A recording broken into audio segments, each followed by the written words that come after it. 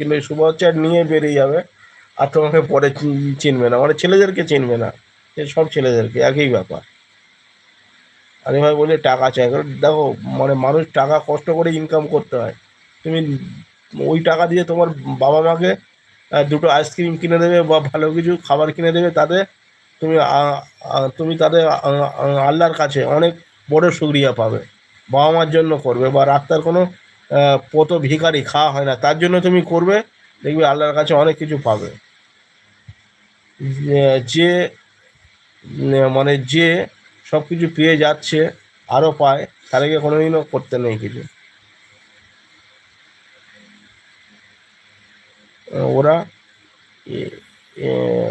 Scanner দিচ্ছিল পয়সা লিবার জন্য। হ্যাঁ, আমি আমি ভাই জানি ওটা, বুঝলে তো। আমি জানি, আমি